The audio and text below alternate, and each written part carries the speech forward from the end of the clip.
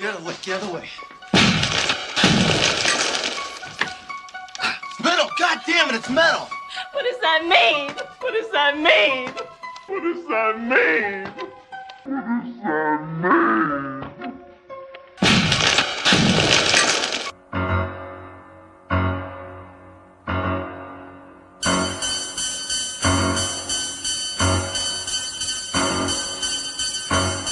Loony Black Podcast presents the season of Halloween.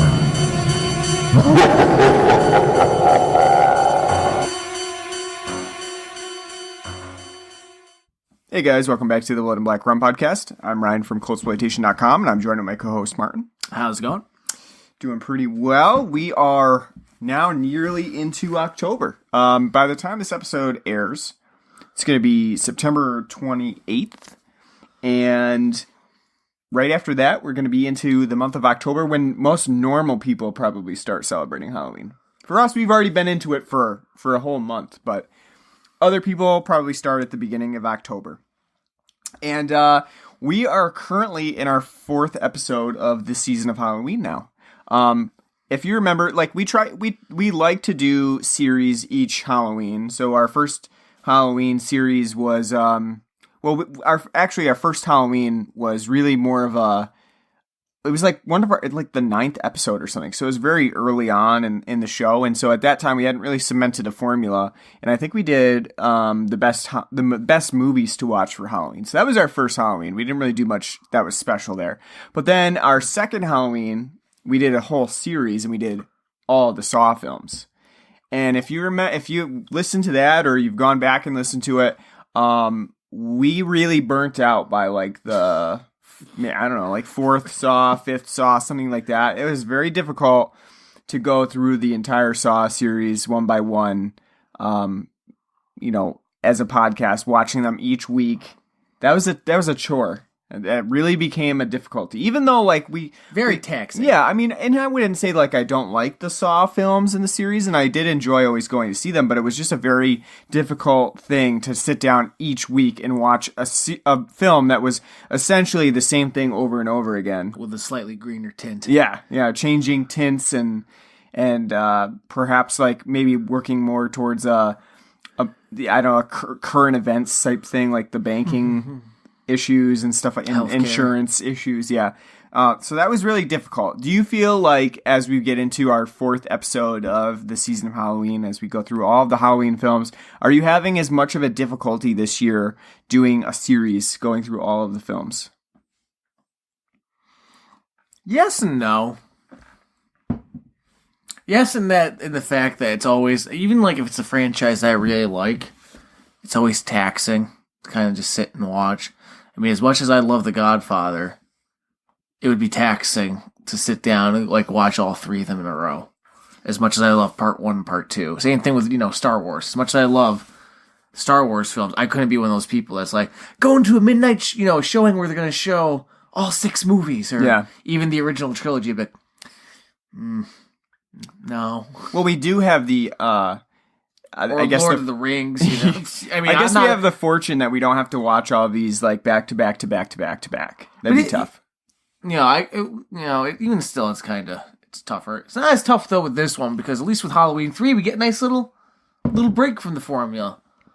That's true. It's a lot different. So that one was sort of a refresher episode, and not only that, with by Saw 4, it is literally the same formula over and over. Halloween, at least with this one franchise, at least with the first film, is a unique entity on its own in the fact that it's more of a thriller than a slasher. Second one's an unapologetic slasher. The third one is a anthology story. Something completely different. And then the fourth one, we're just back to 80s schlock slasher films. It's so, Return of Michael Myers. He's back. It was like, you asked for him, he's back. I mean, so like the Saw franchise, though, originally its premise is unique, it wears its welcome out thin by the 4th film because it's literally, they don't do anything to innovate except like, let's try to make these traps a little bit clever. Right. It's exactly the same. The creativity. And you can only take so much Costas Mandalore, True. The creativity in Saw is just like, what are the traps going to be this time? You know, what are they going to do for the traps? That was always the big thing around Halloween. It wasn't really that you were excited for the movie Saw because you knew what was happening. It was the traps that could potentially be different from like the last movie that you watched. I think you're right. Like with Halloween, you have arcs within Halloween. So Halloween 1 and 2 is sort of like that first arc where you have, you know, they're together. Obviously, they're lumped together. They happen back to back. And so that's kind of like the first arc. Then you have Halloween 3, which is sort of standoff. I call it the Tom Atkins arc. Right. I need a drink arc. Yeah. Just the one that's like the ugly stepchild of the group. Although I like it, and if you listen to our episode, you can tell that we also like it in different ways from the Halloween series. Or you know what? More appropriate. It's the bomber jacket arc. True. Then you have 4 and 5, which are the Jamie/Danielle Harris arc, which probably some of the worst films in the series. And basically as we get further into the series, it just keeps going on a downhill spiral. No, but I guess you probably before H2O and Resurrection, you could say that, and then after that, you could probably say, you know, after the remakes. Yeah. So now they're looking pretty good. I mean, 4 and 5, I think, I don't know now, watching 4, I don't know if I put H2O or 4 ahead. You know, when we were thinking about the, trying to rank the Halloween films, and I hadn't seen 4 and 5 in a while, I might say that 4 and 5 were better than H2O, and now I'm not really sure after watching 4. Because it has been a while since I've seen 4. Well, we can do a little comparison. Yeah. We can do a little comparison. Yeah, we're going to have to. And it's been a year since we've seen H2O. Yeah. But it's still pretty fresh in my head from last year. I remember all of the flaws that that I can think of from Halloween H2O for sure. We can do that a little bit later in the episode, comparisons and stuff like that. So with 4, one thing that I really recall is that when I was younger, 4 and 5 were all over the airwaves for Halloween. Probably more than 1 and 2. And the reason for that, I think, is because the rights were very cheap. Usually caught on UPN. Exactly. So any channel, if they wanted a Halloween special, could just buy the rights to Halloween 4 and 5 to play it on air. And you really, I mean, I'm sure it was pretty cheap. Halloween 4 especially, you have very little editing to do for it because it almost is a TV movie in itself.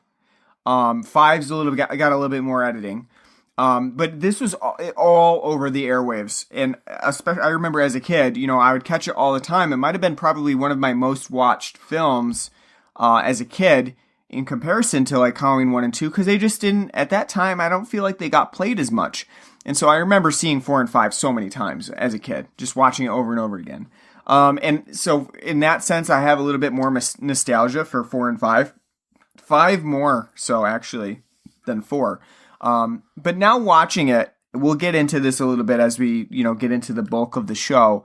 I think 4 is really it's not a good film at all.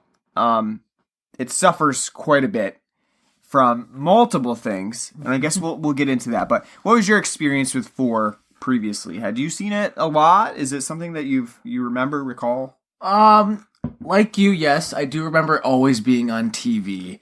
Like I said, UPN. I remember it always being on.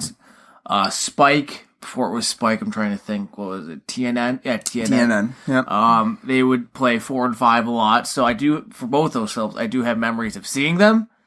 But actual distinct memories, not really.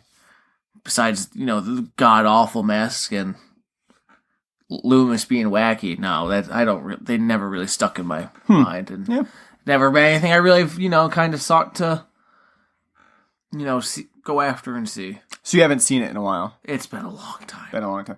I would say for me too, I thought, to be honest, it's probably been like over 10 years. Really? I thought I had seen Halloween 4 fairly recently, but now that I think about it more, and I think I was equating more 5 to 4, so I was like misremembering events. And I gotta say, I don't, 4, it must have been a long time since I've seen it, because it was not as fresh in my mind as I thought. And probably I've only caught like glimpses here and there of it, not watched the whole thing through, recently. So Well, it's a hard film for even like a 90-minute film to sit and watch. yeah, an hour and 28 minutes. It's it still feels fairly long. It's not paced well. Yeah, and we'll get into that in a second. So first, I guess we should take a break real quick. We did have a new beer that we drank before the show. We're not drinking it now because we're into our more adult phase where we need to watch our calorie count and stuff. So Blood and Black Rum podcast has mostly become now like blood and what coffee you got there? Yeah, using a calorie counter app podcast. But we did have a new beer that I got from Brown's Brewing Company, which is in Troy.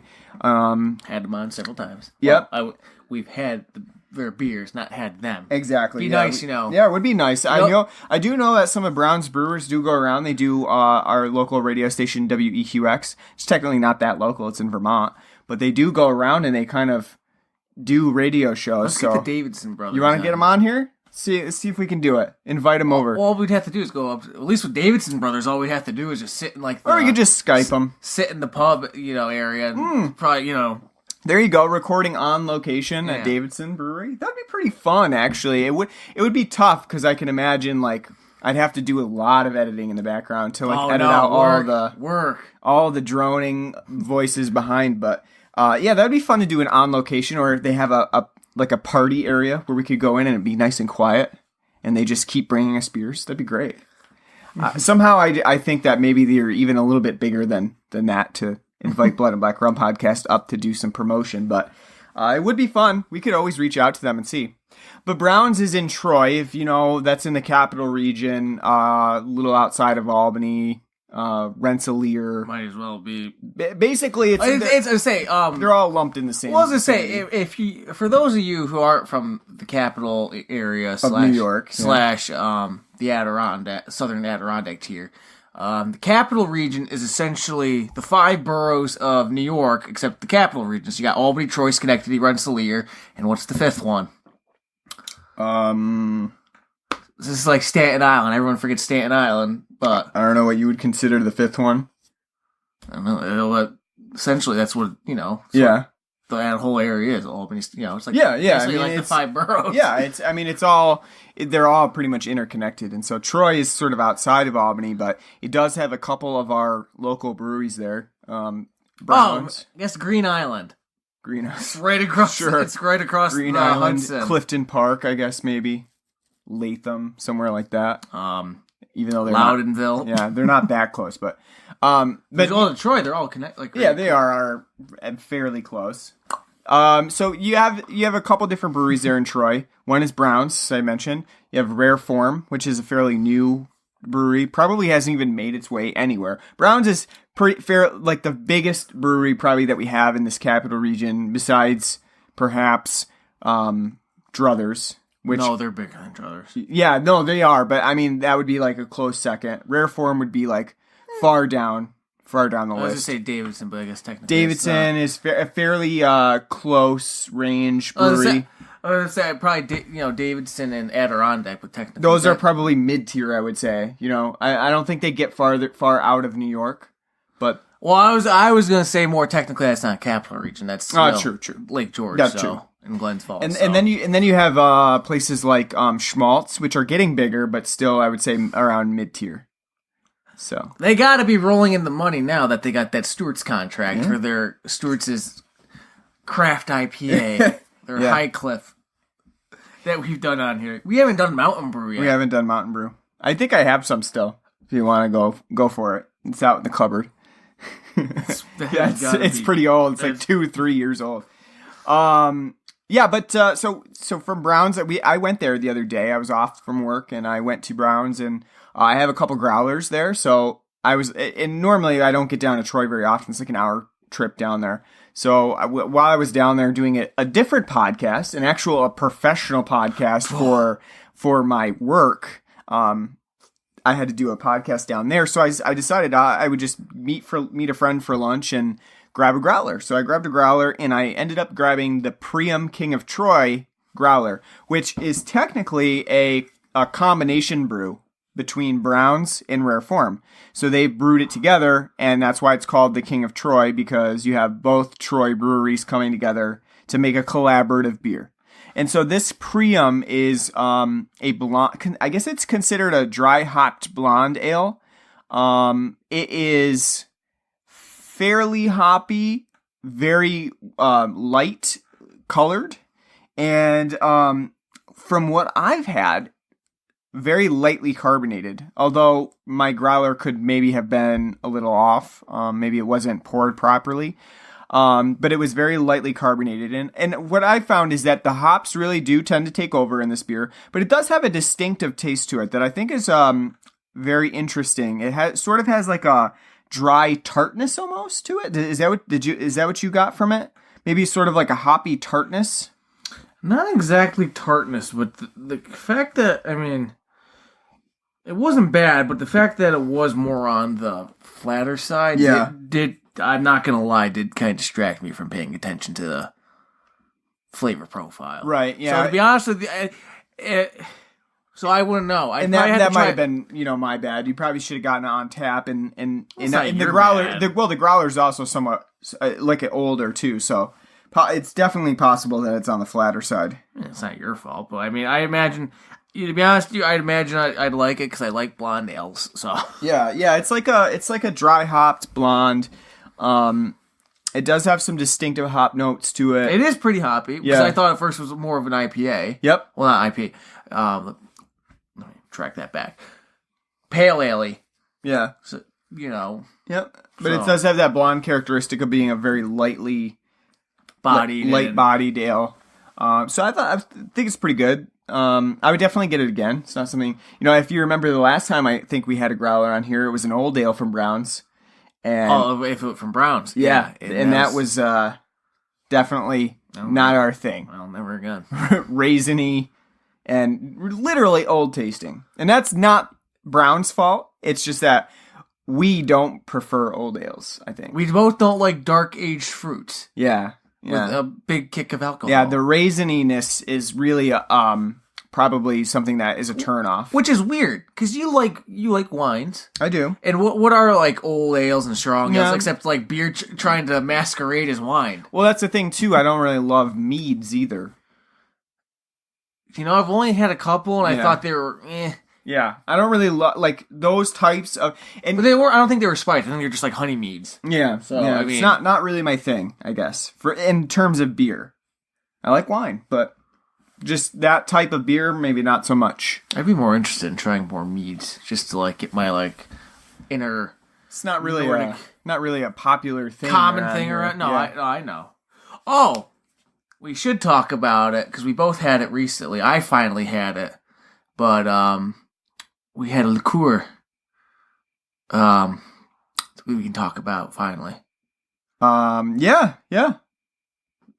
Could finally talk about the famed Johnny Walker Blue. Yeah, we both had Johnny Walker Blue Label now. I had it when I was in Canada, and you just had it recently to celebrate your phone's destruction. No, was it before or after? That was before. Oh, the Johnny Walker Blue was before. It was more to celebrate the Bills destroying the Vikings. Gotcha. Yeah. At least in my mind, it was because it was great at work that entire day. I was getting made fun of for wearing my Josh Allen jersey. Yep. Everyone fucking destroyed. I found like a giant screw from a rack, so I went to go show the managers. I'm like, look, I don't know, I didn't see this. Safety hazard. Go show you. A guy came up to me. He's like, hey, what'd you find? A Bills win? Nope. Oh, and then when we were still working, they had this, because at work on Sundays when it's football season, on the monitor by the desk, they put up the football score so we can kind of watch and pay attention to it, because we don't ever get out in time to watch games most of the time. And by 5 minutes into the game, the Bills were already up 17-0, and I was just like, "What's that, assholes? What? So I was enjoying it. Anywho, Bills won, and I was at our friend's house. He was having a fire, just me, him, and his girlfriend. And he finally got a bottle of Johnny Walker Blue because he's getting married soon. And he got some money from his co-workers. And he spent it on a bottle of Johnny Walker Blue. Which kind of made me mad because that was something I was going to give him for his wedding. It was a gift for all of us to do. And he had to fuck it up. So I asked him, I want you to bring me some Johnny Walker Blue and cured meats. And you know what? He did. Gave me 3 fingers of Johnny Walker Blue and some like nice peppercorn seasoned salami. It was delightful. 3 fingers is generous. I don't even think I got 3 fingers when I had it. Well, you're not that good of a friend. Yeah. That's why you're not the best man. Well, not even. It didn't even come from Matt. It came from friend's father. So. Well, he wouldn't give it that much to you. But no, because I was speechless. Because for those of you who don't know, Johnny Walker Blue is the top tier of Johnny Walker Scotch. It's their most expensive bottle. Around here, it's almost, depending on the shop, could be like $225 to $250. So I've always wanted to try it. I don't know about you, just more out of curiosity. Like, what makes this fucking thing worth that much money? Because if you remember, like 5 years ago, we went to a bar. They had a bottle of Johnny Walker Blue, and we asked them how much they charged for a shot, and they said $35. And we were like, people actually pay that? I'm like, yep. So after all these years, finally got to try it. I haven't had like Johnny Walker Red or Black or anything in years because I'm not that big of a Scotch drinker. It's not something I particularly fancy. But I will say, taste-wise on this, it's nothing special. It does, as our friend said, Matt, it does taste like Johnny Walker Black, but it is incredibly smooth.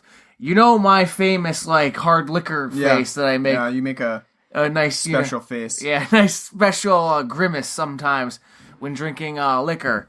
Didn't make one at all. That's how smooth it goes down. Yeah, I mean, I thought it was really smooth as well. It's just very easy drinking in general. If you like Scotch, absolutely. You'll be. I mean, you'll be. That's dangerous. There's a huge step up from the Red Label, somewhat paint thinner, which I can barely even drink. I mean, I love Scotch, but the Red Label to me just tastes terrible. Oh, that's just poor man wanting to get It's actually kind of funny too because the other day I was at my parents' house and my mom was doing a shot because she was sick, so she wanted to see if it would clear out her nasal passages. So she had us do one with her. And I said, sure, and it was whiskey, and they had Canadian Club whiskey. Ugh. So I did a shot of that, and I was like, that is terrible. And they were making fun of me because I'm apparently too much of a whiskey connoisseur to drink Canadian Club. And my dad was like, oh, well, you didn't like that. I mean, I have some Black Velvet. And I was like, no thank you to that one either. But they think I'm... Two Canadian staples right there. But they think I'm a very... Snobby. Yeah, snobby whiskey drinker. And it's just I literally can taste that it's not very good. It's just, to do a lone shot with. And there's no flavor to it. Yeah, no thank you. Yeah, it's just pure alcohol, rubbing alcohol. No thanks. But no, it was, and like I said, I'm not the biggest I'm not a whiskey connoisseur or anything like that, really, that can describe how, all these different, when I drink whiskey and you'll taste hints of oak and all that, it's I get the woodiness a little bit, but other than that, I did actually get a subtle vanilla on this, but sure. When you look at the label, the descriptions, they list 30 different flavors, you make when you have actual, Scottish Scotch and stuff like that, you can taste the peatiness sometimes, depending on different Scotches that you get. You can taste peatiness to it, and you'll know it when you taste it. It has a very distinctive taste. But sometimes when you have those different, Scotches in the same class, it is difficult to taste the difference or get that subtle oak flavor to it. But Johnny Walker Blue Label is really good, and I think that. If you haven't had it, you do need to try it at least once if you're a Scotch drinker, because you will notice that it's the biggest thing about it is that maybe the taste doesn't blow you away, but it is really fucking smooth. Yeah, like I say, you won't grimace at all. Nope. No. Which I would love to know how they do it. Is it just because it's been aged even longer? Maybe it just takes away the harshness of whatever I don't know, oxidation or whatever. I don't know. No idea. We're not a whiskey chemist. Yeah, don't know. All right, let's get into. Speaking of drinking and whiskeys and things, we have Loony Loomis in this Halloween 4, the return of Michael Myers. He's back finally. Apparently, for some miraculous reason, which Halloween 4 doesn't really bother to explain, Loomis and Michael have made it out of the blast in Halloween 2 in the hospital. And really, there is no much ado about it. It's just Yep, Michael's okay. He's an invalid now. Yep, and Dr. Loomis is okay. He's just got some scars on his face. Yeah, some burns. one side of his face he's got scars on. And it's like, no, man, you were in a fucking explosion. It wasn't just like his bed caught fire and one side of his body burned. He was in an explosion. Whole building went up. But Halloween 4 doesn't really explain any of that. It's just like, yeah, he's around and he's walking with a limp and, he's... I don't think he got that limp from the fire. That's just the craziness going to the leg. And technically it's been 10 years, so that could just be a deterioration of him as well. And who knows? Donald Pleasance as a human being. Yeah, that's true too. At this point, he's just like, what happened to my career? I went from Rosemary's Baby to this. But, Halloween 4, The Return of Michael Myers should really be called The Return of Dr. Loomis, because for the most part, Donald Pleasance is the main attraction in this film. He, like in Halloween 1 and 2, he's kind of flitting here and there in between scenes. In 4, he is, like, the way that the film is structured around him. Because even Michael doesn't have that much of a presence in this film. He's here and there, and sometimes, like, even... he's technically in a scene, but it's not really him. It's like what you would call like an illusion or a dream sequence. But for the most part, Michael himself is really kind of absent from this film. And then also you have the new character, Jamie, who, is sort of the unannounced Laurie's daughter sort of thing of this movie. And she's really not in it that much either. She gets certain scenes, and the film is sort of structured around her story. But I would say that she's not really a major part of Halloween 4. It's really just Michael and Dr. Loomis both returning to Haddonfield, one to stop the other. And that's Halloween 4 in a nutshell. The eternal cosmic ballet must go on. That's right. There's even that scene very early on when Loomis is at the gas station, which sort of mimics... You mean filling station? Yeah, filling station, whatever. Which sort of mimics, like, in Halloween, where Loomis goes to the gas station there. And in this one, they have that standoff between Loomis and Michael, where it's like, Loomis sees Michael. He's like, stop, Michael, you don't need to do this. Take me. You don't need to go to Haddonfield. And he disappears. I think he's just chasing Michael at this point because he wants the sweet release of death. He's just like take me. I want to be free from this mortal coil. Honestly, we can get our Loony Loomis over with early here because, like I said, Loomis is a huge part of Halloween 4. I think Loomis is seeing Michael all over the place, and 4 is really where you start to see, maybe even incidentally, not really intentionally done by Dwight Little, who's the director here. You start to see Loomis, who's fucking losing his mind here. They really do. It makes it seem like we saw it in Halloween 2 a little bit, where he's starting to go a little crazy and grabbing cops by the scruff of the necks. You must get out there. But in this shooting at you trick or treaters. Yeah, in this one, I think Loomis has entirely lost it here, and we're starting to see that progression, which makes it even more hilarious and sad at the same time that he hasn't lost his medical license. They're like, because still a doctor. They bring up like, well, we're hoping with the moving of Michael Myers, he'll either retire or die. It's funny too because it's like wait, you mean to tell me after the Halloween 2 and he survived? Like, okay, doctor, you're okay.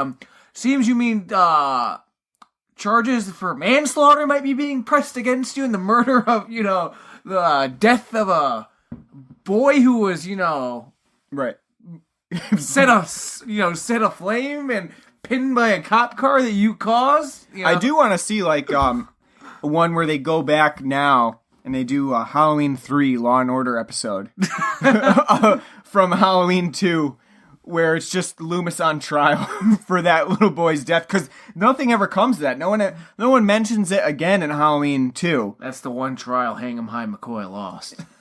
Well, maybe that's why Loomis was out of commission for 10 years. And so Michael didn't really do it. Like, he did actually go on trial for that kid's murder, and they acquitted him. I know, but I mean, like, so it's like, yeah, but it's funny, like, oh, his position's more ceremonial. what the hell does he do? Like come to like, you know, like ceremonial. What the hell does that mean for a doctor? You know, Well, he just shows up and goes, "I'm a doctor. You know. Hopefully, they just let him. They're like, it's ceremonial. He can say that. He has no badge, no license. Just let him say he's a doctor. Well, it's funny too because it would be great about that. Also, that Halloween 3, like having the process of him like having to apply for like malpractice insurance. Like this is what your new rights are gonna be. Like Jesus Christ. Yeah, and then he fucking runs into Dr. Chalice. And it would be like talking about bomber jackets. Yeah, it would be set like right in between, like right before Halloween 3's events happen. That would be great. That would be great. Somebody should do that. We should do that. Make a short film of it. That'd be a hit. Just talk about Miller High Life, vodka tonics, and bomber jackets. It could be a double thing too. We could make a short film about it, and then we could do a podcast about our short film about it, reviewing our own short film. So with Loony Loomis though too. It's pretty funny because in Halloween 4, they really make it clear that Loomis, not only has he dedicated most of his life to trying to figure out Michael Myers as a human being, or now what he's considered pure evil, he's also sort of ruined his own life because at the beginning of the film when they're moving Michael from a sanitarium, which politically incorrect there, we haven't changed the title of the sanitarium yet to asylum. When he's there at the sanitarium, he's talking to another doctor who is sort of given the go-ahead to move Michael out of the sanitarium. And the doctor's like, "You've been talking to me about this for 10 years. So 10 years being the timeline of events from the first Halloween up until now, 1988. And that's a long time for Loomis to be like just utterly focused. I mean, like every day just going like, has Michael moved yet? No, he's Michael's still there in the same cell? No, yep, he's an invalid. Yep. Which, by the way, that fucking basement where they were keeping him has got like smoke like pouring in from like it's the worst sanitarium ever. I can't imagine. Like, it does make sense though that it would say even the security guards like, "Welcome to hell." It does make sense that it's still called a sanitarium because apparently no one maybe even knows that it exists at the Department of Health because no one's coming in there being like, looks like you got a faulty pipe here. There's steam pouring out of it in this patient's room. Oh yeah, it's a humidifier. Oh, okay. Yeah, okay. Yeah, Michael's got really bad seasonal allergies, especially with the mildew, you know. Either that or like we're secretly living in the 50s here where, you know, it was just acceptable for sanitariums. Why is that not a politically correct word though? I mean, it's not just for like mental. Oh, sanitarium? I don't know. I don't know why it's gone out of. I think it was more the connotation of what. When you say sanitarium, it means like when they were like in past conditions. Sanitariums generally. I know, but they were like, also like mainly like 'cause we used to have one. You know. No, yeah. I'm sure you've seen the pictures of the old. I don't know that it's Mayfield's. technically like politically incorrect. It's just that the connotation of the term was so poor that they decided like let's not use it anymore. We won't call it a sanitarium. After that Geraldo piece, it just went. I think also because it denotes like sanity, like there's no sanity. Yeah, but like, I'm saying like it wasn't just for mental patients, like you know, like because up here, exactly, you know, the sanitarium that used to be in Mayfield back in the early 1900s was for like tuberculosis patients, right? And I think that's why because they didn't want it to denote like sanity because it could be other people could be there. It's not just people who are insane. It's for any sort of mental illness. So I think that's probably why. But in this sanitarium, they go with it. Which is funny, too, because by late 80s, that has fallen out of favor. I think they were switching over to asylum. Something like that. Mental health clinic. That's the modern mental health, spa daycare, fun fair. But honestly, though, I am very surprised that no one was, like, deeply concerned about Loomis at this point. Like, should he be committed? This guy, he's sort of the opposite of Michael Myers. So, like, Michael Myers is waiting for this one night every year, Halloween, staring at the wall, through the wall, past the wall, to this one night. Well, Loomis is, like, basically in that scenario 24/7 every single day, right? He's constantly thinking, like, what if Michael does this today? Is Michael moving? Is he... Yeah, but by now he should know it's always Halloween. You would think, right? Because when they move him, it happens to be on Halloween. He goes, do you know what today is? Do you? It's Halloween. He's been planning to kill... his niece that he's never seen before. I think it must be exhausting to be Dr. Loomis. Just exhausting. It's amazing he's not dead. I know.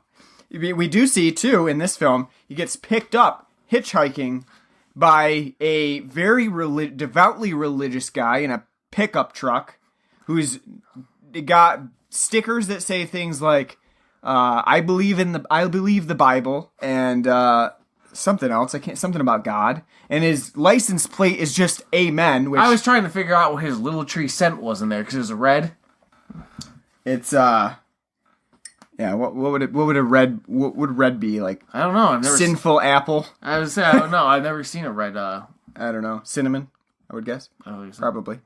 But so he gets picked up by this preacher guy, and he happens to be drinking alcohol behind the wheel. And Loomis does give him a little bit of a look, like, should I be riding with this guy? He's fucking drinking. But in the 80s, too, it was okay. Like, you just got pulled over and be like, don't do that again. You know, you probably shouldn't be doing that. But here, I'll escort you home yeah. and make sure you don't hit anybody. Yeah, exactly. But Loomis then, he's offered a drink and he fucking takes that. Like, he looks like a thirsty alcoholic in that sense. He's like, yeah, I thought you weren't going to offer me any. Yeah. He was looking at that bottle longingly, like, ugh. Yeah, really could go. At this point, Loomis obviously is asexual. He doesn't care about sex whatsoever. But drinking, that's the closest you get to him, like lustily looking at something. I mean, he doesn't even stare at the woman wearing the cops do it by the book nightgown. But a drink, definitely. I think he lusts after. I think he secretly hopes Michael is gonna wake up and do something. That way, he's like, back to Haddonfield, he secretly likes it. Yeah, it gives him purpose. It's sort of like that. Yeah, where you have the villain / cop dynamic, where the cop really doesn't ever want to capture the villain because then their purpose is over. You have that in like Lupin. Yeah, Zenigata's main purpose is capture Lupin. So yeah, I think you do have that in a way. Like, if Halloween stopped coming, then what does Dr. Loomis do? He just dies a grumpy old man. No one at his funeral. Yeah. He also points a gun at a young child. It's deserved, though. I mean, it's deserved, and we'll talk about that a little bit, but, he's very skittish in this film. That's him really going. So, like, Halloween 5 after the ending should just be him, like, kind of locked up, just like, okay, they locked him away. Yeah, I know. He deserves it. I think. You know what, too? Because he's got to bear all the emotional burdens of everybody in this film franchise. In this film, we have another sheriff whose daughter gets murdered, and guess what? Doesn't even react to it. Doesn't even care. Yeah, I do love how that happens at the end of the film. He just sits there in a chair, and he really acts like there's like nothing happened to his daughter. I really feel like Dwight Little forgot that was his daughter that was murdered, and it was just like, act like your normal sheriff self. Just like, yep. Gets home, honey. Aw. Yeah. Aww. Oops. Yeah. Forgot about that one. Yeah, he really doesn't seem to care, though. You're right. Loomis has to bear the burden. He's the one that sees all of the destruction and has to live with it. So what would you give the Loony Loomis rating for Halloween 4? I'll give him an 8.5. He's up there. It's pretty high. Is this the highest one that we've given? It's by at least for me, because I think Halloween 2 I only gave like a 6. Yeah, we weren't at death. Yeah, he had moments. Yeah, you gave it a higher rating than I did. I think you gave it an 8. Yeah, I would say, because I feel like in the next one he's gonna be the next two he'll get even loonier. So I'm gonna give it a 9. On the Loony Loomis scale. I mean, I think it's pretty high. I can't really remember 5 now like at least in what Loomis does. I do remember some scenes, and I think they're a lot lower key than what he does in 4, but I guess we'll see. And we might, like we said, we might have to retrospectively go back and correct our Loony Loomis ratings as we watch the full series and figure out how crazy Loomis gets. But those faces. Oh yeah, that's why I picked the one face that we used for the cover photo of this episode. Because as I like said, it looks like he's taking a sharp shit. And it looks like he's taking a shit. It's one of those like pleasure dumps you take, like when you take, it's like you get that. It's spiky. I'm bleeding, but damn, it feels good to get it out. You used a nice hemorrhoid wipe, yes, you know. Yeah. Little witch hazel. Is that a burn? Clear the pain. Though. Yeah. But all right, so I guess moving on from Loomis, this film really is supposed to center around Jamie, who is supposedly Laurie's daughter, who, I mean, that's kind of news to us, because Laurie's sort of sexless throughout Halloween 1 and 2. Like I said, I just think that maybe it was Jimmy in the hospital, you know, they were getting it on while she was laying in bed. We didn't see it. It was like... They were getting it on, you mean he was just, you know... laying on top of her. Yeah, while she was passed out. Yeah, basically. Yeah. No one was at that hospital, so no one would have known. That's right. But we have Jamie, and you have Rachel, who are like the main characters of this arc, this 4 and 5 arc. Jamie tends to be fairly annoying in this film. Got a big forehead. She does, unfortunately. So Danielle Harris, I guess, grew into her forehead a little bit. And I don't want to disparage an 8-year-old or whatever, however old Jamie or Danielle Harris was in this film, but yeah, she does have a big forehead in this. Go right ahead. No, it's okay. You said it before. She's a bitch. So, you know. So I've heard. That's what you get. But we did talk about this a little bit too, and it is a little weird to see Danielle Harris in this film at 8 years old. And then, you know, you have Rob Zombie coming in and doing a Halloween remake and saying, you know who we need to have show her boobs in this film? The girl who played the 8-year-old in Halloween 4. Like, people are clamoring to see that little girl's, how she's grown. It's very awkward. It's sort of like, I mean, it's not like everybody's a little girl at one point and then turns into a woman. But it is weird to go back and watch Halloween 4 and then just think about the mindset of like Rob Zombie being like, yeah, ever since I saw Halloween 4, I've really wondered what Danielle Harris would look like with her top off in a movie of mine. It's a little weird. I'm not saying, you know. It's not like she had to film track after this too. To like just to see her like on just like lower budget stuff. With Alexa Vega, you can see what Robert Rodriguez is thinking. Like every progressive film, like she's just a kid, and yep, she's a teenager. I just think it's just weird, but I'll go with it. So the other person that, like I said, Rachel is Jamie's stepsister, played by Ellie Cornell, and foster sister. Yeah, I guess so. Foster sister, if you want to be very specific with it. Exact. Yeah. And also Rachel is fairly fucking annoying as well. Very 80s, like late 80s, like with the hair and the look. And they were definitely going for the whole, like, Rachel sort of like Jamie Lee Curtis's Laurie in the sexless, hasn't really blossomed into herself as a teenager yet. Very unsure of herself. Even like at the beginning of the film when we first meet Rachel, she's eating a bagel and cream cheese. Doesn't want to be an oinker. So she's not very self-confident. You know that they were like, that's gonna be a phrase that's gonna catch on after this. Like, oh, you look like an oinker. You know. Don't recall that ever being a big thing. But yeah. Apparently they thought it was Which is, again, hilarious. I don't want to be that can't be the only thing you eat. Mom, I'm on a diet. Don't want to look like an oinker. Give me the Thomas bagel and cream cheese, please. And the whole milk. Yeah, bagel and cream cheese, not a good pick for a breakfast if you were really looking to lose weight. A lot of carbs in that. But, not like a nice fruit salad or oatmeal and yogurt. Yeah, no. Oatmeal would be a great pick. Yeah. It's like, you get your grains, you get your protein. Makes you poop. Yep. It's a great pick. We should have been Rachel's diet coach. If it was the 90s, she would have been like, I don't want to be an oinker. Atkins, bacon, just like eat all the meats for breakfast. Bacon, sausage, steak. eggs. But what they do with Rachel in this film is that they make her into sort of like the frumpy girl. You know, she's wearing a formless sweater. To be fair, though, her friend is also wearing. Sure. And then you find out there's hidden treasures underneath. No, yeah, but I'm saying like Rachel's entire wardrobe is like sort of a frumpy sweater, sort of ill-fitting jeans. Yeah, they really do not flatter her form.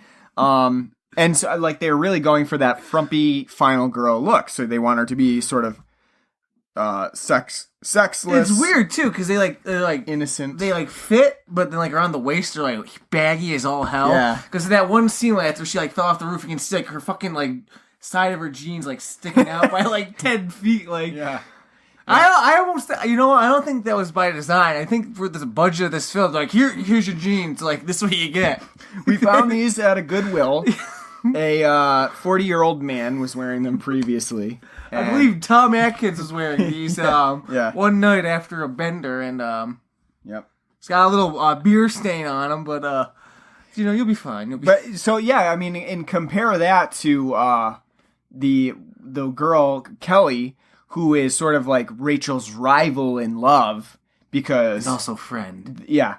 Kind of friend, I guess, right? I mean, they're they're friend, I mean, but then they're sour friendly together. But they're sour after. Yeah. Find out that But like comparing Kelly and Rachel, Rachel's doomed to failure because Brady is one of those guys who has that mullet.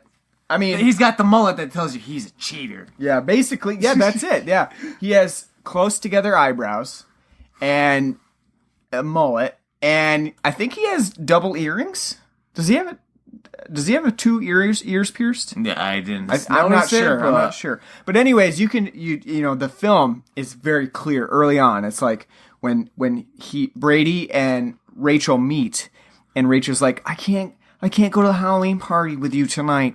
I gotta take my foster sister's trick or treating. And he's like, I'm a little pissed.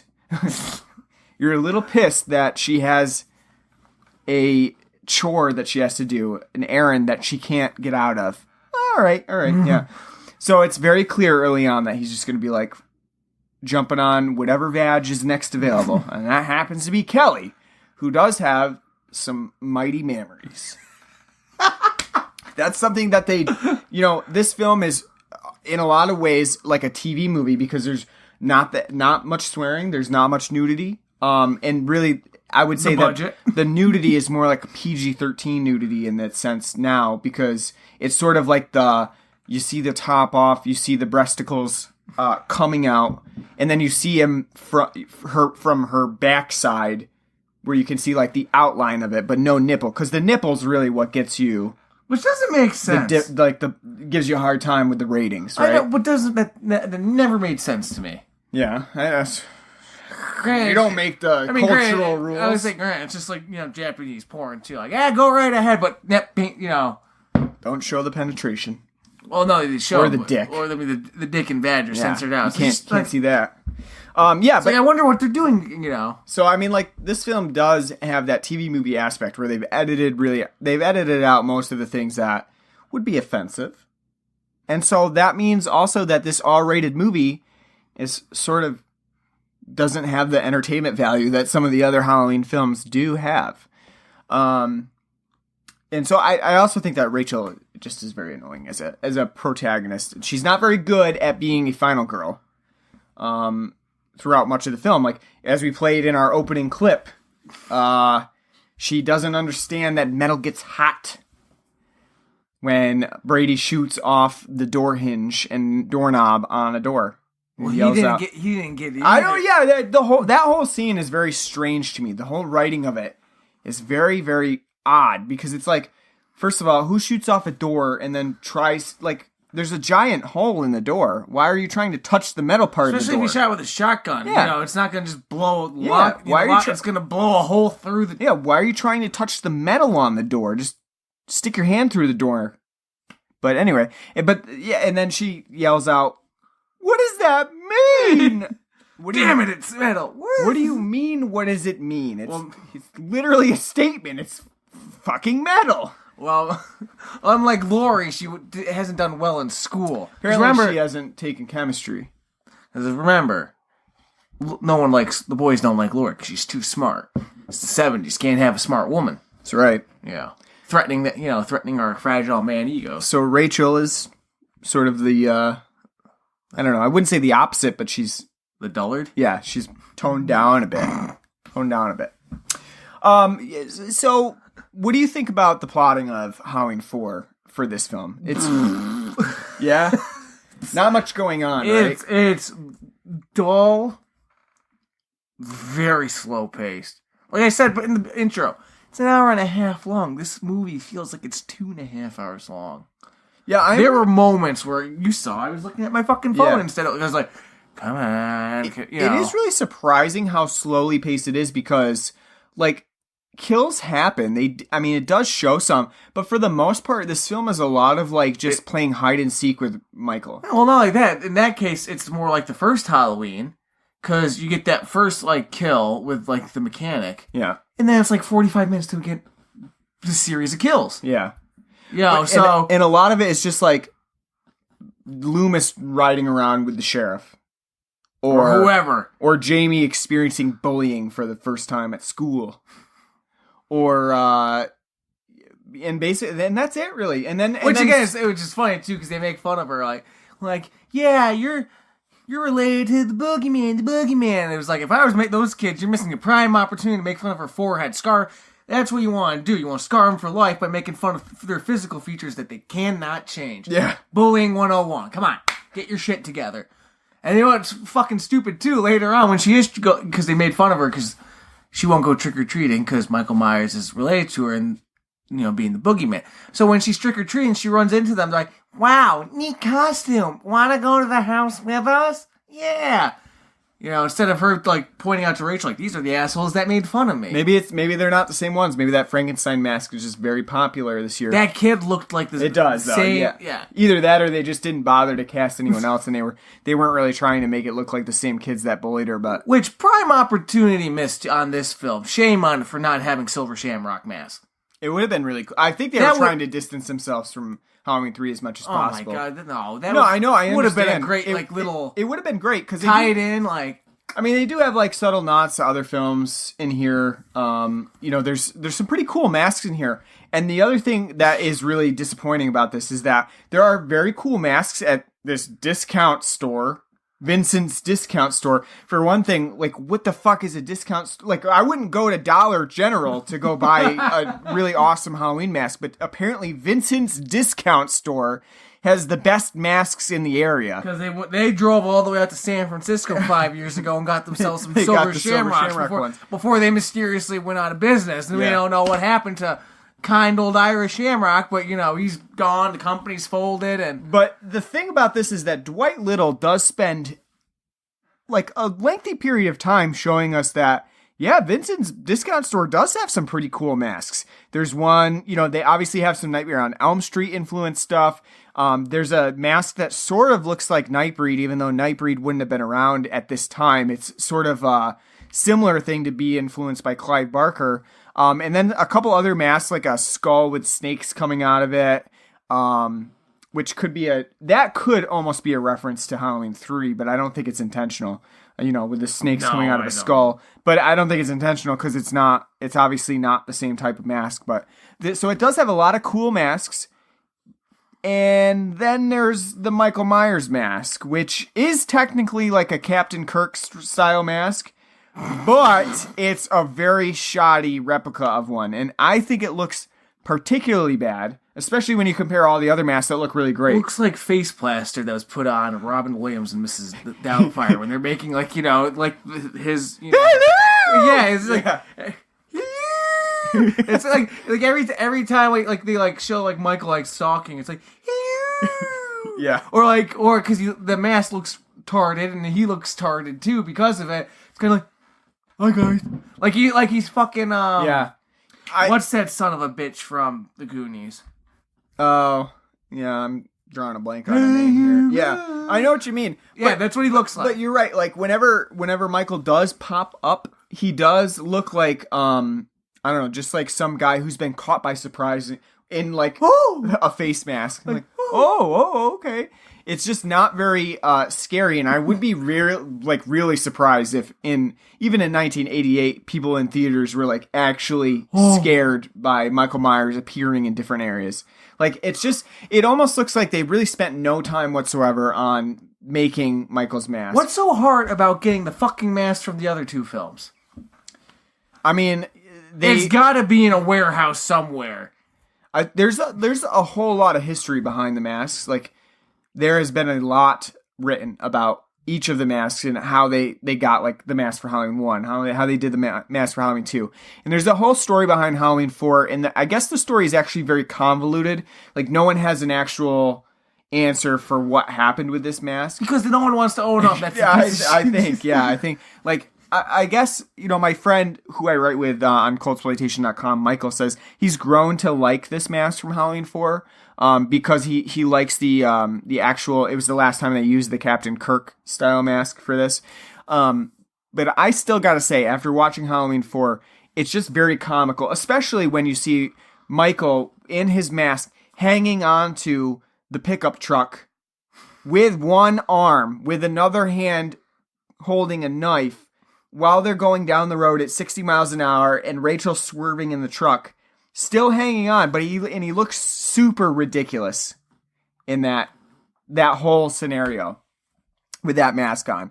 So I think and it's even worse. The mask is even worse when in dark scenes, because the white stark contrast of the mask is supposed to be startling, because you have this very dark room, and then all of a sudden, the white mask pops out of nowhere. In Halloween 1 and 2, that sort of context works very well, the juxtaposition between light and dark. In Halloween 4, it looks ridiculous, because the mask is just like geisha paint or something like that instead of an actually effective mask. That'd be great if someone took the scenes where he shows up and adds like traditional like kabuki play music like yo. Yeah, that would be funny.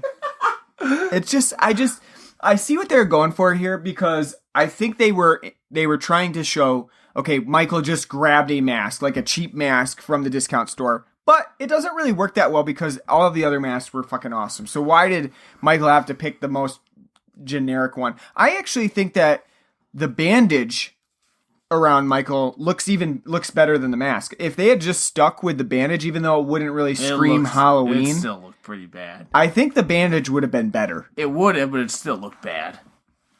And even if you look at the poster artwork for Halloween 4, like I have up right now, the mask looks better. The mask looks better in the poster artwork than it actually does. A million times. It actually looks like the mask. Right. I think part of it, too, is that George Wilbur in this film isn't really great at articulating Michael.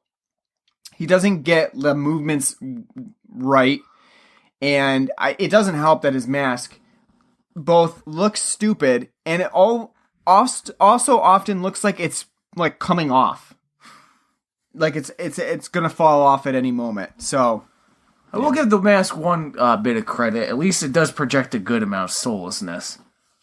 True. Which at this point we can assume, that Michael doesn't have a soul, especially from the ending. Right. Yeah. It is bland in a way that's like. Yeah, it's more the blank expression from the eyes, the blackness that it kind of protrudes, makes it seem soulless. But I mean, like. That's literally the only positive I'm going to gather from that chintzy, terrible mask. The other thing that I think is pretty ballsy about the kids in town is that they've all bought the Michael Myers mask, and they wear it around a sheriff and a fucking crazy guy, Loomis, and surround them as though they're Michael Myers. That's pretty ballsy. It's ballsy that a store would sell it. That's true, too. Like, what's the meta here? Was that really just a Captain Kirk mask? And, it's technically... Like, who would, after 10 years, be like, you know what? Let's sell this mask of a serial murderer in Haddonfield. Only got that one boy killed. Remember that famous trial? Yeah, seriously. That is ballsy. I'll give it that. The other thing that I wanted to talk about is the lynch mob that forms in Haddonfield after they find out that something's going down. And Loomis is aroused by it. That's another Loomis. Because the sheriff's like, damn it, you just started a lynch mob. He's like, good! You don't have a police force. I got some rope right here. Let's go, you know. The thing about the 80s was that they seemed to... they seemed to feel that like there was just hicks hanging out in bars just waiting to form a lynch mob. Well, I mean, it's been a while since the civil rights movement, so they're probably just itching like... I could think of 3 movies that have it right off the top of my head. We named them. Halloween 4, Silver Bullet, and then you mentioned My Bloody Valentine. They all have lynch mobs that are sort of just waiting around with shotguns in their trucks, just like hoping for some news that something's going down. Well, if you listen to the people who talk about like, you know, guns rights, about like, you know, when they bring up school shootings, like, well, back in my day, we used to have shotguns and rifles in our you know, beds, you know, in our trucks on the racks, ready to go, and we'd take them into the lot. So this was just a common occurrence, don't you know? I've never experienced that before, but it must have been a scary time in the 80s when, you know, something was happening and you could just mob up and go to town. Just start a posse. Yeah. It's easy as in Red Dead. Just hit the select button and create a posse. One of my favorite things about this posse, though, is that they seem all, you know, calm and collected. They go out, they accidentally shoot some guy in the bushes because they saw bushes rustling and they're like, it must be Michael. So they shoot a guy in the bushes and they're like, oh shit, you know, we shot a guy. But then they're out roaming around and they come across the school, which is now the alarms going off in the school. Which is weird too when you think about it. Like, why would there be like a really loud alarm in the school? Well, not only that, but the fact that like they get there and they're like, you know what? Maybe we should let the cops do it. Yeah. I think it was just because they're so chicken. They like it was okay when they were from afar shooting into a bush. You know, that's okay. But actually having to go into the school, the darkened school, where there might be a guy lurking wherever, like that's a little bit too much. So they're gonna let the police handle that one. Yeah, the posse. That's great. I wish we had a posse just roaming around. We do. I'd feel much more secure. Standing in the beds of trucks, tapping on the top of the roof to make them go faster. You know. It also reminds us that back in those days, bartenders were your friends, man. You know, you were Cheers was big at the time. You were friends with the bartender. You just met up, and the bartender might tell you to shut your goddamn mouth, and you shut your goddamn mouth. Some news on the telly. Yeah, he's sitting there with that dirty ass rag, cleaning every you know. Yep. Which is great because they all have bottles. He's just sitting there, you know, cleaning those glasses. It was still a time when you could walk into the bar and just be like, I'll take a beer. And they knew what you're talking about. They just gave you a beer. Because in that town, there was only one beer on tap, you know. That's it. And like in this town, we're here, Bush Town. This town, you know, town over, they're Coors Town. Go up north, they're Schlitz Town. We don't go up there that often. It is also funny, too, in these movies where they go in and they ask for a beer, and you can see there's a tap, but nope, they're going to slide you a bottle. How'd you know I wanted a bottle? Maybe I wanted it on tap. Nice. I see you got nice frothy mugs over there, you know. Nice and cool, you know. You've been storing them in the, you know, your nice igloo cooler over there to keep them cold so you can keep the beer extra cold. I have always just wanted to go into a bar and just be like, I'll take a beer. It'd be great because they'd be like, yeah, like when I was in San Diego. Just be like, beer! Go to a bar and just be like, I'll take a beer. They'd look at you fucking ridiculous. You know what? You know, if you did that at Stone, though, you could probably get away with it because it's all the same shit. Just I'll take a beer. Yeah, which one? I'm going to pull that one. Yeah. No, that's great. I would want to do that. One thing we haven't talked about is the music in this one, because the score is a little bit different than Halloween 2 for sure. It definitely doesn't take all of John Carpenter's music and just put it in Halloween 4. They reuse the soundtrack, but they have sort of even more 80s did up with a lot more synthesizer, adding like synth drums to it. Say not even in like the Halloween 3 early 80s, earlier synth new wave style, but this is more like full blown like pop. Yeah, I mean it's Mannheim Steamroller sort of like synth and synth drums. I think the biggest thing that you notice is the synth drums because added to the because when they play, you know, start playing the Halloween theme, you're like dun dun dun dun dun. in the background. It's a very driving like synth line. But I think the one that's really weird and sits off for me is when the posse's actually going out in the truck and they're playing like a marching theme of the Halloween theme. It's very straight because it's got like the snare rolls. It's like, and it's like that's like a weird addition to the Halloween soundtrack that I don't think I needed. Like a marching band version of the Halloween 4 theme. Well, why not? We did see that scene where Loomis is trying to hitch that Ryne. We saw those fucking, cheerleaders and like, Yeah, and they kick up a dust storm with their convertible. They fucking... Hurry up, old man! I don't know what they hit. It only showed them hitting like a dirt patch, but it apparently started up a dust cyclone straight out of like South Africa. Yeah, I don't love the soundtrack in this one. I think it's okay, but it definitely doesn't have the cheesy. Yeah. It's like everything else in Halloween 4. It's very cheesy.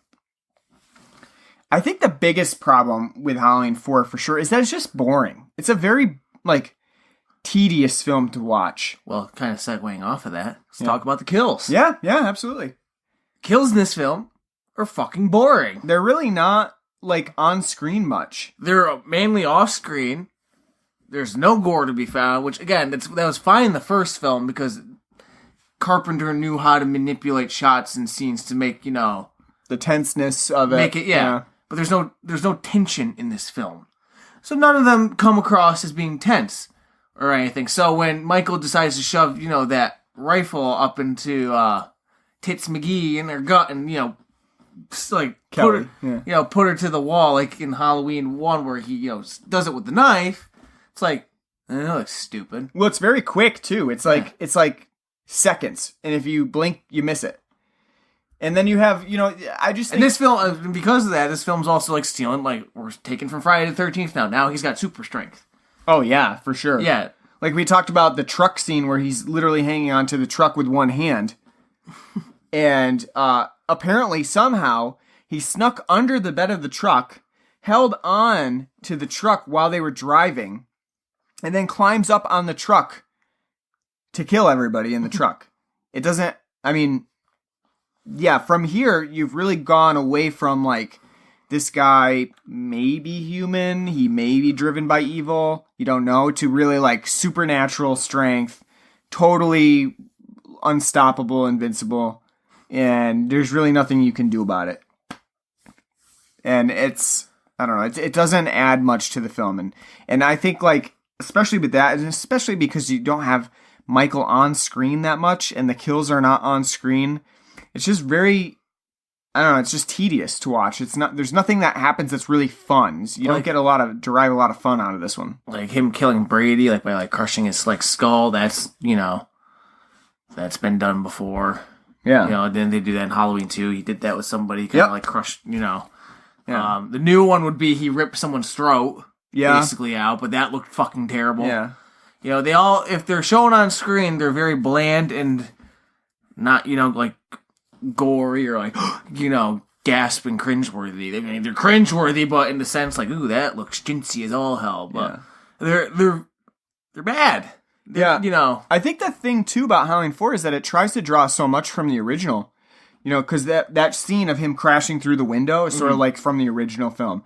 The end scene where Jamie actually dons her mask and kills her mother. She's the new Michael. Yeah, she's the new Michael, and it's drawing so much from that, but at the same time, it makes you realize like, well, this film is like not even anywhere near the league that Halloween is. So it's sort of, I don't know, it leaves a bad taste because of that. I get the feeling when they were writing this, it was not, the guy who wrote it was like probably drunk, and he's just like, what if we did this? Wouldn't that be fucking stupid? And they're like, yeah, you know what? That's a good idea. And he's like, no, don't do that. It would be fucking stupid. Like, don't do that. Because, kind of tie this into how you mentioned the ending.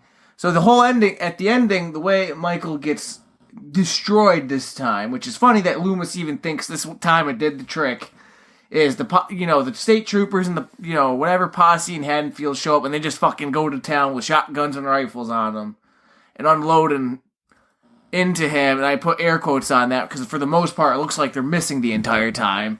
And Michael's just kind of dancing around the bullets. Michael gets John Marston out there, falls into a grave. But before that happens, Jamie was standing next to him and touches him, and all of a sudden, gets a jolt, like something's been transferred to her.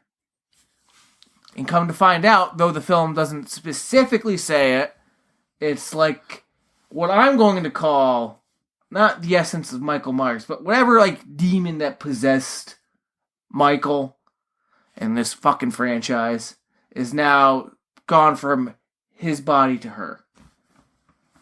Right. And that's what this, tying back to the whole little rant Loomis went on about, and you can pronounce it because I can't.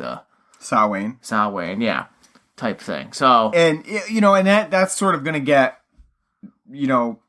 retrospectively eliminated once you get to Halloween 5, because it's the same sort of storyline, except Jamie now doesn't speak, and she's again targeted by Michael Myers, and so they kind of go back on that. They get rid of the whole psych. Yeah. But that's what this film would lead you to believe. It's exactly. So now it's got to be some kind of demonic thing, and if you follow the franchise, so psychic trauma sort of thing. And I mean, I think if they were going to leave it at that, I think it still would be stupid, because you're right. If in Halloween, Michael was shot 6 times and it didn't work, then what is the difference between him getting shot however many times in this film? He fucking survived, an exploding... A little explosion. Yeah. This time they sort of go like the Jason route, where they shoot him into a grave. Sort of like in Friday the 13th. Yeah.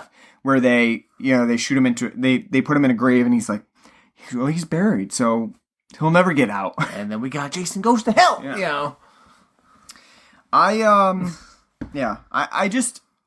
I felt before like I liked Halloween 4 more than I actually do, because I watched it tonight and I tended to not like it at all.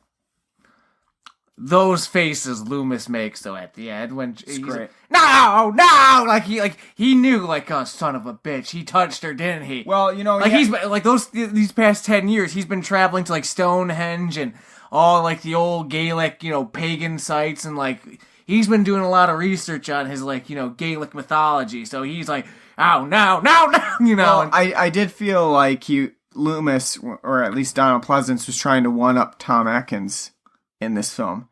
Because in Halloween 3, Tom Atkins does give a pretty excellent performance at the end, yelling, "Turn it off! Turn it off!" And now you have Donald Pleasance trying to one up that at the end of Halloween 4 with his own reactions.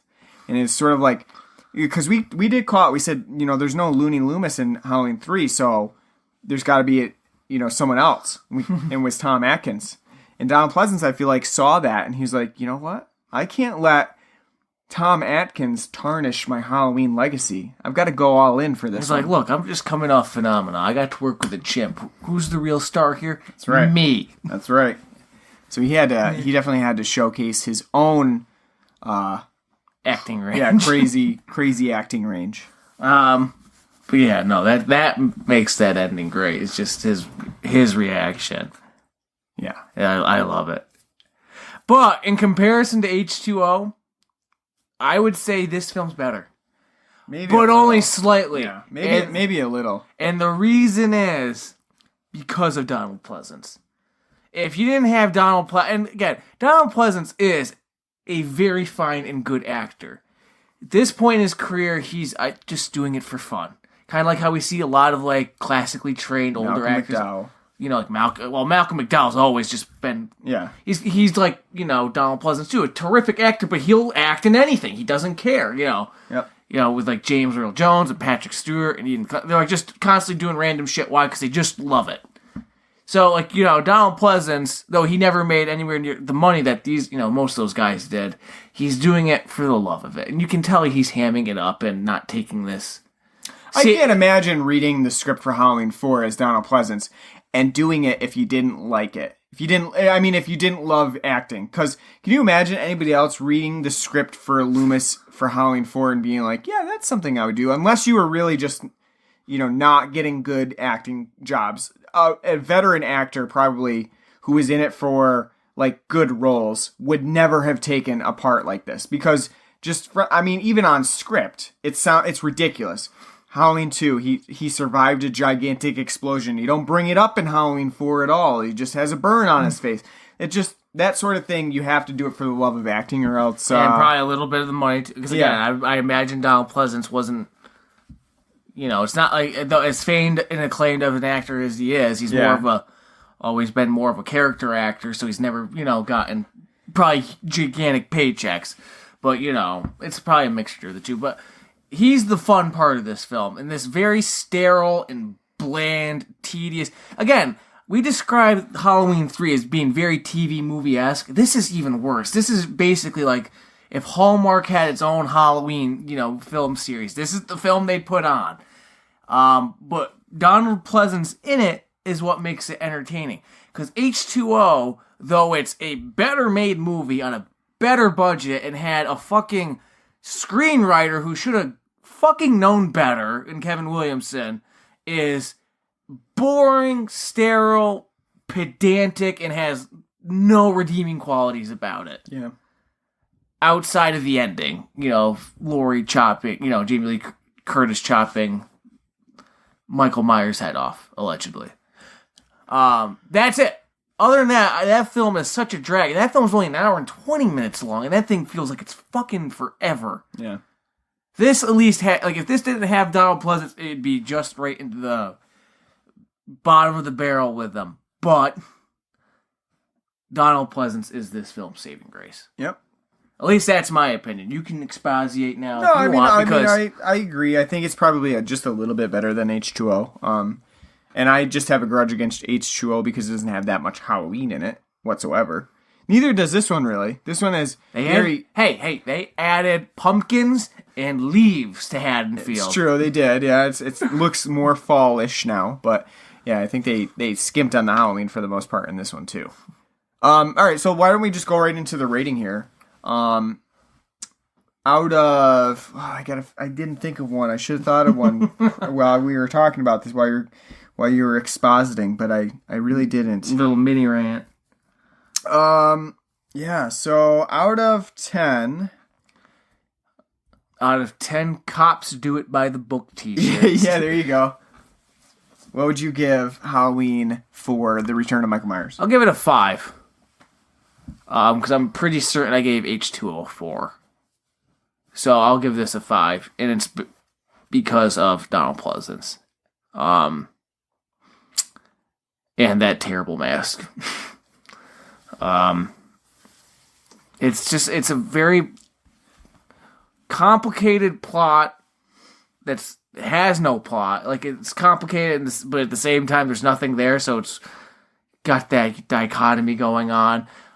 It's only an hour and a half. Feels like you're watching a season of a television show. It's terribly paced. Acting all around is absolutely god-awful. The soundtrack is very meh. The kills are probably the worst, definitely the worst in the series so far, by a mile.